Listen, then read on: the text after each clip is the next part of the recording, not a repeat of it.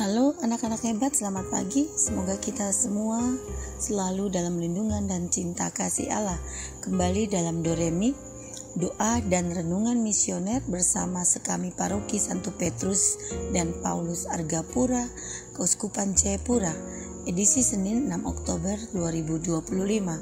Kali ini bersama Bunda Meske, kita berada pada Pekan Biasa ke-27. Kita juga merayakan PFS Nono Imam. Bacaan Injil hari ini diambil dari Injil Lukas bab 10 ayat 25 sampai 37. Baiklah, sebelum kita mendengarkan Injil hari ini, marilah kita bersama-sama berdoa.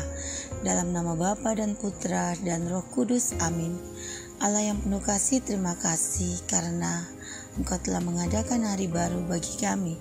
Kami mohon, ajarlah kami untuk saling mengasihi sesama tanpa memandang perbedaan di antara kami. Kami juga akan belajar bagian dari firman-Mu hari ini. Kiranya Tuhan memberkati kami. Demi Kristus Tuhan dan pengantara kami. Amin. Inilah Injil suci Tuhan kita Yesus Kristus menurut Lukas. Dimuliakanlah Tuhan.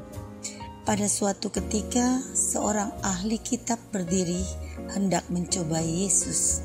"Guru, apa yang harus kulakukan untuk memperoleh hidup yang kekal?" Jawab Yesus kepadanya, "Apa yang tertulis dalam hukum Taurat? Apa yang kau baca di sana?"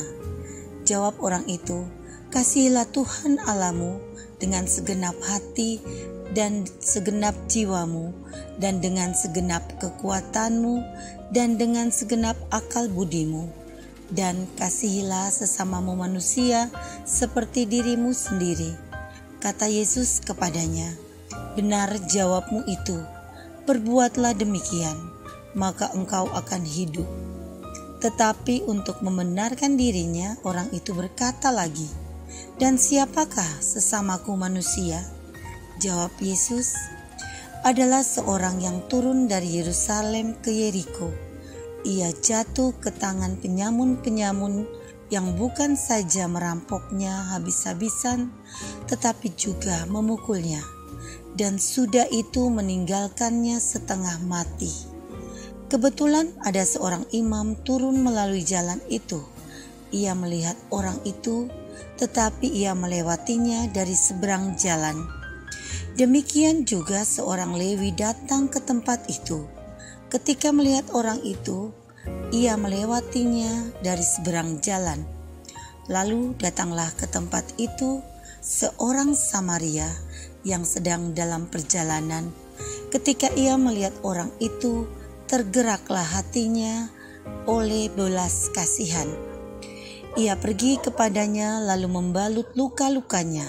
Sesudah menyiraminya dengan minyak dan anggur, kemudian ia menaikkan orang itu ke atas keledai tunggangannya sendiri, lalu membawanya ke tempat penginapan dan merawatnya.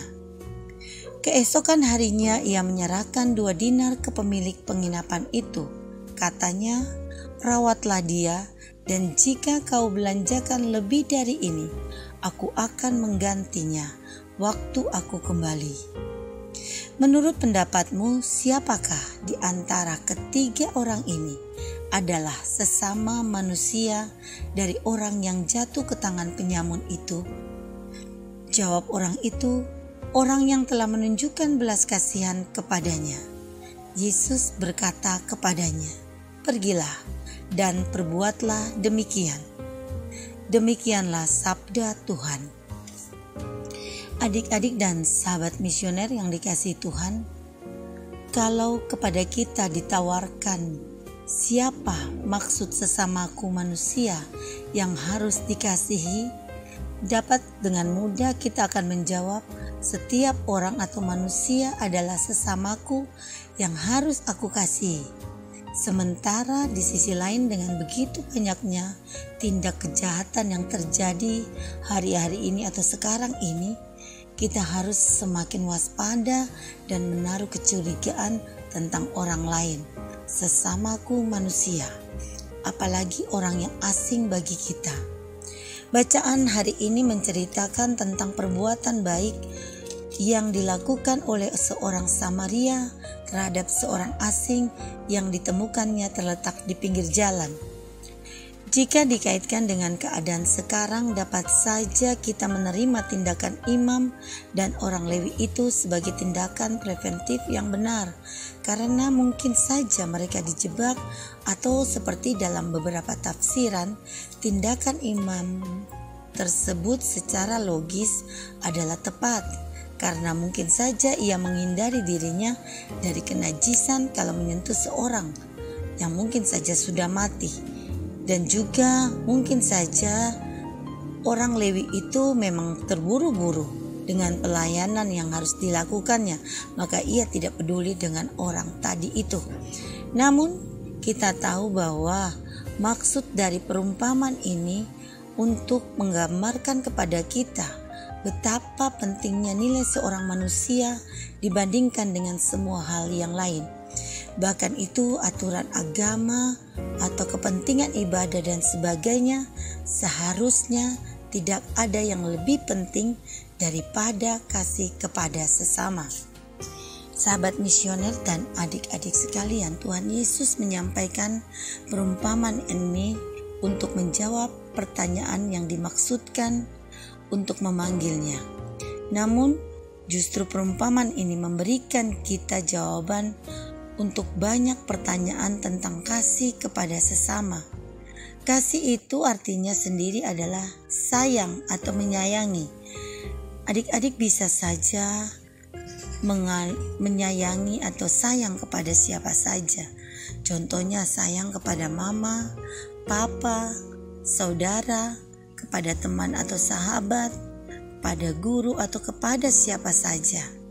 Hari ini kita mendengar cerita Tuhan tentang seorang yang melakukan kasih atau sayang kepada orang lain. Mengapa orang Samaria itu begitu baik kepada orang yang dirampok itu? Karena ia sendiri tahu bahwa Tuhan mengajarkan kepada kita untuk harus sayang kepada semua orang dan berbuat baik kepada siapa saja, apalagi kepada orang yang sedang susah. Kalau Tuhan mengajarkan kita untuk mencintai siapa saja, apakah kita juga harus mencintai teman yang suka nakal atau suka jahil kepada kita? Ya, tentu saja harus tetap menyayanginya meskipun mereka nakal. Tetapi saat mereka susah, kita harus membantu. Kita juga dapat membantu siapa saja yang membutuhkan. Tetapi jika ada orang yang adik-adik atau sahabat misioner tidak mengenal mereka dengan baik dan mereka meminta bantuan kita perlu memberitahukan kepada orang tua kita, kepada kakak, kepada guru atau kepada orang lain yang lebih dewasa daripada kita, agar nantinya kita tidak salah. Adik-adik dan sahabat misioner, iman dan ketaatan haruslah diwujudkan dengan rasa kasih kepada sesama, terutama mereka yang membutuhkan. Melayani dan taat pada firman Tuhan itu harus, tapi semua itu juga harus terwujud dalam tindakan nyata kita kepada sesama. Semoga demikian hidup kita. Amin. Marilah bersama kita berdoa doa anak misioner Indonesia. Tuhan Yesus, Engkau diutus Bapa menjadi berkat bagi dunia dan menjadi juru selamat bagi manusia. Utuslah kami anak-anak dan remaja misioner di Indonesia untuk menjadi sahabat yang kuat bagi yang lemah, sahabat yang rela berkorban bagi yang menderita payah, sahabat penghibur bagi yang sakit dan gelisah. Tuhan Yesus, kami pun ingin menjadi utusan-utusan kecil-Mu, teman setia bagi yang tersingkir dan terlantarkan, teman bicara bagi yang kesepian dan terlupakan, sobat yang gembira bagi yang sedih dan susah, sobat penuh penghargaan bagi yang tak dicintai. Tuhan Yesus, utuslah kami ini dengan bantuan Roh Kudus-Mu, menjadi garam dan ragi yang baik, menjadi terang dan obor cemerlang, membawa kegembiraan dan pengharapan. Tuhan Yesus, kuduskanlah badanku dan kuduskanlah jiwaku. Kupersembahkan diriku padamu hari ini. Berkatilah semua anak dimanapun, berkatilah semua orang yang kami jumpai, siapapun mereka. Amin. Bapa kami yang ada di surga, dimuliakanlah namamu, datanglah kerajaanmu, jadilah kehendakmu di atas bumi seperti di dalam surga. Berilah kami rezeki pada hari ini, dan ampunilah kesalahan kami, seperti kami pun mengampuni yang bersalah pada kami. Dan janganlah masukkan kami ke dalam pencobaan, tetapi bebaskanlah kami dari yang jahat. Amin.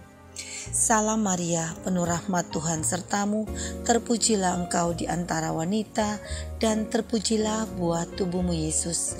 Santa Maria Bunda Allah, doakanlah kami yang berdosa ini sekarang dan waktu kami mati. Amin. Kemuliaan kepada Bapa dan Putra dan Roh Kudus, seperti pada permulaan, sekarang, selalu, dan sepanjang segala abad. Amin. Marilah kita menerima berkat Tuhan. Semoga Tuhan beserta kita sekarang dan selama-lamanya.